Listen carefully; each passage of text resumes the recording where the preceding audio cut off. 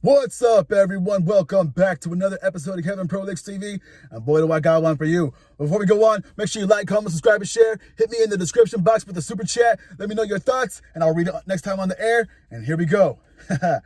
I met a snake who claimed it was a god. All right. The forest was a cathedral of life, vast and unconcerned with my presence. I wandered amongst its towering trees, letting my thoughts drift with the breeze. The quiet murmur of nature surrounded me, the occasional rustle of unseen creatures, the chatter of birds, and the whisper of leaves brushing against one another. But as I moved deeper, something changed. The air grew heavy, almost electric. My steps slowed, and then I saw it. A dead tree loomed ahead, stark and lifeless amid vibrant forest. Its skeptical branches reached skyward, as if pleading to the sun that no longer answered. Coiled around one of its limbs was a thing. It was not a snake in any ordinary sense, though its form resembled one. It was black. No, black wasn't sufficient. The blackness devoured light, creating a void so complete it defied understanding. It was as if a rift in the fabric of existence had taken shape. Only its eyes gave it presence, faintly glimmering like dying embers. Those eyes, I know I saw them, but if you ask me to draw it, I can't recall them. I stood there, frozen, pinned by that gaze, my breath shallow, my heart racing like a trapped animal's. And then I heard it. A voice, deep, resonant, calm. It didn't come from the snake, nor from anywhere in the forest. It was simply there, slipping into my mind as though it was always been waiting. I wonder. The words had no malice, but they carried weight, as if the universe itself paused to listen. My fear drained away, replaced by an unnatural calm that left me lightheaded, almost drowsy. The forest sounds persistent. Birds chirping, the faint rustle of leaves, they seemed impossibly distant now. I managed to find my voice. What are you? My words stumbled out, trembling but audible. What am I? The voice repeated, each syllable deliberate. A pause followed, heavy with thought. I am. The final word was incomprehensible, slipping through the cracks of my understanding like water through clenched fingers. I grasped for it, but trying to recall it sent a sharp pain through my skull. I flinched. I exhaled shakily. What does that mean? It means. The voice shifted and tingled with a faint amusement. The closest word you have to is God. I stared at the snake, if it could even be called that, grappling with the enormity of its calm. My fear returned in a cold rush, but I forced myself to speak. Are you evil? The snake's head tilted slightly, its movement eerily smooth. Evil? By your definition, perhaps not. A pause stretched into silence, and then, or perhaps I am. Its eyes fixed on me, and I felt a pressure behind them, like standing too close to the edge of a vast abyss. I instinctively looked away, my gaze falling to the forest floor. The voice returned, calm as ever. Tell me, it began, its golden eyes gleaming like distant stars. If you destroy Anthill, do you consider yourself evil? The question sank into my mind like a stone, dropped from a deep well, ripping through my thoughts. I tried to dismiss it, yet 1,000 analogies crawled their way to the surface. The faces of my loved ones flickered in my memory, fragile as a candle in flames in the storm. Yes, I finally whispered, the words trembling on my lips like a leaf caught in the wind.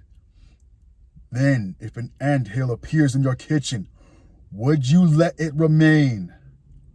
The question unsettled me, and I hesitated before responding. No, I said softly, my thoughts racing to keep up. I'd destroy it. And would you call yourself evil for doing so? I faltered. I don't know, maybe, but it's my kitchen. I need to keep it clean. The voice hummed faintly, as if considering my answer. The weight of the analogy settled over me. My stomach churned. Do you see us as ants? I asked, my voice barely above a whisper. I see you as you are. The words offered no comfort, only an unsettling clarity.